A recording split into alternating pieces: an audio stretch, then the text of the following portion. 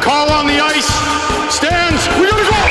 Okay, fellas, we are set to go. Let's roll, boys! Come on, let's get going! We are kicking. Here we go! Both guys, 5 minutes each for fighting! Watch the blue! Play the puck! We're not doing this! Hey! After further review, it's the Scouting the Refs podcast. Yeah, baby! Here's your hosts, Todd Lewis and Josh Smith. Okay, gentlemen, play ball! Let's go! All right, guys, let's drop the puck. I don't know if we should feel excited or doom and gloom that it's maybe the first sign of the apocalypse, but the NHL released a video, Josh, with an explanation of why penalties and suspensions were given. And this was unprompted. Well, it wasn't really unprompted. We've been crying about it for years, don't you think? They finally did the thing. I was just talking to Sean McIndoe, Down Goes Brown over at The Athletic, just talking about this, that the NHL maybe once in their history, it was actually twice in their history, has ever put out a player safety video for a non-suspension or a non-disciplinary action move. Twice they've done it to explain why a player didn't receive a suspension. And it just seems like such a logical thing. And then, Todd, they did the thing. They put out a video. They did the thing. They certainly did. And we're happy that they did. And we're going to talk about it on this edition of the Scouting the Refs podcast. Please make sure you're following Josh on the social channels at Scouting the Refs, on X, on Instagram, on TikTok, on Threads, on Blue Sky. Anywhere you want is where you will find him. You can get me at Todd Lewis Sports on those same platforms. On this week's episode, big hits, suspensions, fines, stretchers, plenty of rule suggestions, and, as I said, the actual video evidence of why suspensions were and weren't handed out. We begged, we pleaded, we cajoled the NHL for literally years for these type of videos, and they did it this past week. And the other part was a good explanation of Rule 48, which I think so many people still don't understand, and this will help people understand and become more engaged with the game. That's exactly what it is. It's that criteria, that mystery of, well, why is it sometimes a penalty and sometimes not, and sometimes a suspension and sometimes not? And it's spelled out pretty clearly in the rule book, and obviously the interpretations and what the league is looking for. You learn that the more you watch the videos, but the explanations help. And in this case, the league breaking down the difference between a suspension and a non-suspension, I think it really illustrates the difference there. So from an educational standpoint, great job by Paros and team over at Player Safety. All right. So let's hope that this is not just a little drip of the kitchen tap. Let's hope that more of these videos are coming out on a regular basis. We thank you for doing this. We appreciate it. If fans and players and broadcasters understand the rules better, I think it goes an awful long way. So let's discuss the hits, and we'll go back further to the Ryan Reaves hit. That's the Maple Leafs runaway train that ran into Darnell Nurse of the Edmonton Oilers, who was skating the puck out from behind the net, and Reaves got the maximum of penalties. I think the hearing with player safety was scheduled before the game had come to a conclusion, and the suspension came the next day. 5 games. If you want to suspend higher, I'm okay with that, but I'm glad he got as many games as he did. Yeah, I think the sweet spot there is probably, for me, it was going to be 4 to 5 games. I was actually thinking it was going to be 4, so I'm okay with 5. More than that, we start to get into the mess of appealing it to the arbitrator, and then we go back and forth. And I think the NHL looked at this and said, this is definitely more than 3, and probably right in that range there. But I think this was an easy call. There was no question he was getting suspended for this hit. It was dangerous. It was egregious. I mean, if you look at it, he's eligible to deliver a body check on the play. He can come around. He can blow up Nurse all he wants. Nurse has got his head down. And I mean, that's the problem there on Nurse's side, is he never sees this hit coming, but he's eligible for a legal hit. And Reaves can absolutely blow him up shoulder to shoulder. He'll send Nurse crashing into the boards. He'll take possession of the puck, or the puck will be just harmlessly going into the corner there. And you get a great play with a huge hit that would be legal. Unfortunately, Reaves didn't time it right. He picked the wrong angle. So instead of going shoulder to shoulder, it ends up being shoulder to head. He could have avoided the head contact. He could have made a legal hit. And as you mentioned, Todd, those parts under Rule 48, those are 2 of the boxes that we're checking right there. And that's why this becomes a major penalty. That's why this becomes a suspendable offense. We talked, I think, in the last week or two on the podcast about the fines that were implemented, and I wonder if, as part of the next CBA negotiations, also there's a change in how the suspensions are implemented. As you mentioned, there was no in-person hearing, so there's a maximum number of games, and I wonder if that's something that will also be looked at. Just as a bit of an aside here, but I think there may be a new approach that the league and the PA should be looking at. It's possible. I mean, I know during COVID, they changed the in-person hearings to really be in-person and or Zoom, and a player can always waive their right. So as long as the NHL says, hey, we are offering you an in-person hearing for this hit, and the player says, you know what, I'm not traveling. I don't need to be there. Although 9 times out of 10, I guess the player would say that. It's their agent. It's the Players Association that wants the in-person hearing, probably, so they can negotiate in the room and talk about it a little bit. But they always have the opportunity to waive. And then that in-person was happening via video and still can happen via video. So I think there's a lot more flexibility and options in how those are handled. But I think, Todd, you're spot on in figuring out what should change around the suspension process. Should it be something where there's the cutoff here for in-person and then the appealing to an arbitrator and things like that? I don't think it's the most efficient or maybe the best aligned that it could be, but I think the NHL and the Players Association are okay with the way it works. So I don't think that's top of mind for them on how they change the process, but I think there is probably a better way to do it. Okay, well, we'll wait and see what happens over the next little while about that. Okay, so that was the Ryan Reaves hit was a Toronto Maple Leaf delivering a hit. Now, the skate was on the other foot, as it was Toronto Maple Leaf player Matthew Knies, who was on the receiving end of a giant blow-up hit from Zach Whitecloud of the Vegas Golden Knights. And of course, there was people forming in the streets with pitchforks and torches ready for their pound of flesh. That didn't happen because Zach Whitecloud delivered a legal hit by definition of Rule 48. Josh, please take us through the difference and help continue to educate us on why this was illegal. Well, the main reason, Todd, that it was a legal hit is because if you look at the one subsection in the rule book, you will see that if a hit is delivered by a Maple Leaf player or received by a Maple Leaf player, we handle them entirely differently, both from... Right. Sorry about that. I missed the clause. It is funny though. You look at folks on social media, and that's the thing. Well, if this is the Maple Leafs, it's handled differently, or if this is against the Maple Leafs, and sure, it feels that way when that's your team and that's who you're a fan of. But it's the same rule, and it was actually applied consistently here. So I can't even give the officials or the league offices a hard time for how they applied this one. The Whitecloud hit on Matthew Knies is. It looks dangerous, and I'll be honest, it is dangerous. I mean, there's head contact on this play, but we have to go back to the rules around it. Rule 48 covers illegal checks to the head. Not all head contact is illegal. Unlike the PWHL or unlike the IIHF, there is some head contact that is permitted if it's part of a hit, or if the contact is secondary, but the body is the main point of contact. We're going to allow some head contact in the National Hockey League, and it's just a matter of what happened. Whitecloud's not picking the head here. He's not leaving his feet. He's not jumping to deliver a high headshot. He does extend up and into the hit. There's really nothing legal. I mean, he doesn't lift up to target the head. It's a legal body check. And yes, it's a scary one and a potentially dangerous one, and it could cause an injury. But just because a hit is hard, just because it could cause an injury, doesn't automatically mean that it is an illegal check or an illegal check to the head. I think the NHL video that we have up on scoutingtherest.com did a great job of breaking this down as well. But the difference is you have to look. Where was the player's line of attack? What was the angle that they took? Whitecloud's hitting squarely through the body. He's going for a legal body check. Like I said, he doesn't jump. He doesn't leave his feet.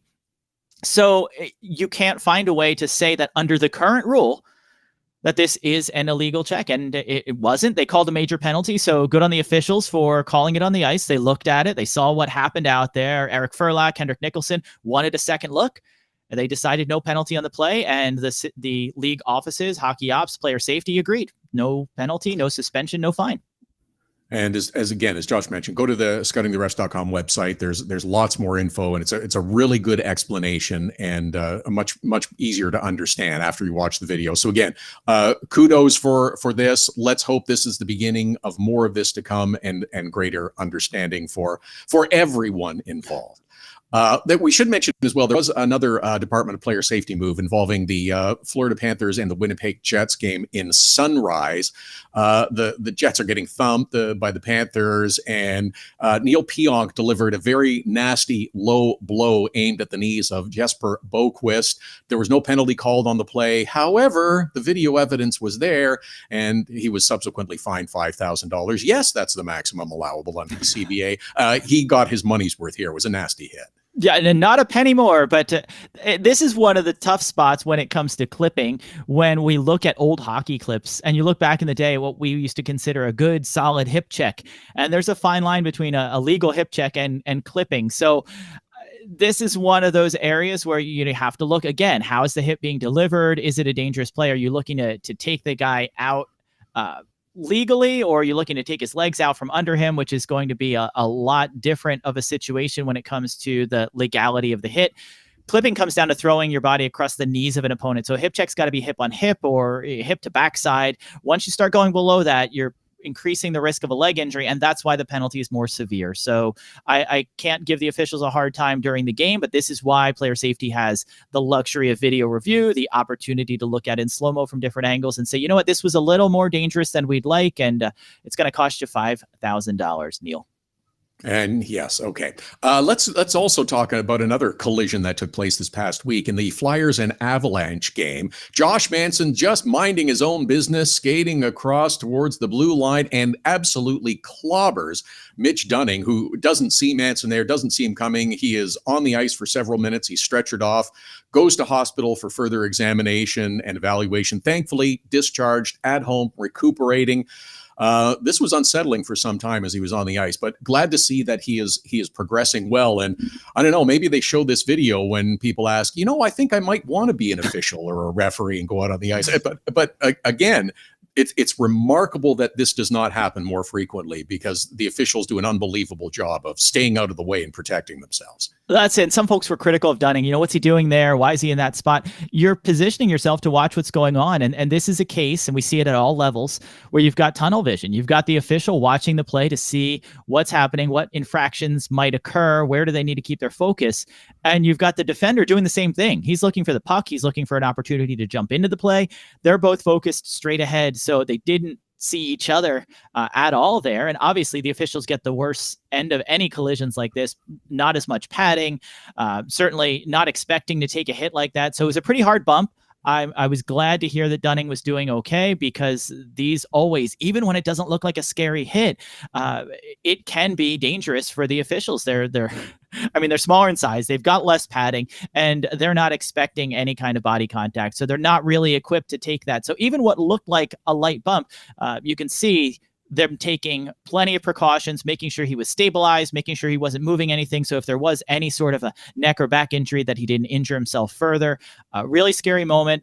Glad to see Manson skate up and check in on him as he was leaving the ice. Totally innocent, but yeah, we're fortunate that these don't happen more often between players and pucks. You've got officials, 4 of them out there, that are always in the line of fire. And again, our best wishes to Mitch Dunning, and hopefully he is back on the ice soon. I want to talk about one game situation that might lead to their discussion about rules in a couple of seconds. This one happened in the Flames, and Jonathan Huberdeau apparently did touch the puck with his glove that later wound up in the back of the net, courtesy of Igor Sharangovich. But the Rangers challenged for a missed stoppage, but it was ruled that there was no advantage that took place. Peter Laviolette was not pleased about that ruling. He thought that there should have been a hand pass. So I guess, Josh, is it sometimes you can touch, sometimes you can't touch, or it's how you touch? I'm not sure how to phrase that. Yes. And this one I thought was coming back. I actually thought this one was going to be disallowed. We saw some goals, I believe, in a playoff game, if I recall, with the Bruins, where you had a player down on the ice and the puck went off his glove, went to a teammate, they score a goal, and that goal got disallowed for a hand pass. It looked like that player had no idea where the puck was going. It didn't intend to pass. It was just waving at the puck or down on the ice, and it ended up going to his teammate, and that one was overturned. I was certain that this was going to be the same thing. You see him reach up. He wants to glove the puck down, and he misses. So it deflects off of his glove, but it goes to a teammate, and then shortly after leads to a Flames goal. So did he actually intend to pass it? No, he wasn't batting it to a teammate, but that's not exactly how the rule works. It's play on unless you've directed the puck to a teammate or allowed your team to gain an advantage and that they gain possession and control of the puck.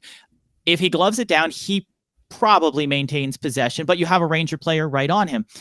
When the puck deflected, it went to a guy who was a little bit more open behind the net there. So is there an advantage? It wasn't much of one, and it definitely wasn't intentional, but that intent hasn't always been present in hand passes in the past. And I heard Peter Laviolette making a pretty good argument from the bench there, saying if his hand was on his stick and he was trying to play it and it deflected, that's a deflection off the glove. But when he's reaching for it with his glove and he's batting at the puck, how are you saying that that's the same type of deflection? So I can understand that argument. I did, like Laviolette did. I thought this was coming back. Yes, it was a bit of a confusing one. And then again, as I said, that leads to the discussion of rule suggestions and what can and can't be allowed to occur before the puck goes in the net. Our friends at The Athletic have done another player survey anonymously. They want the players to answer truthfully and honestly and give all suggestions, so they give them anonymity. And I'm cool with that. And one of the suggestions was, if the puck goes in any manner, it counts as a goal. I don't care if you kick it in. I don't care if you throw it in. I don't care if you headbutt the puck in. It counts as a goal. We want more goals, want more scoring.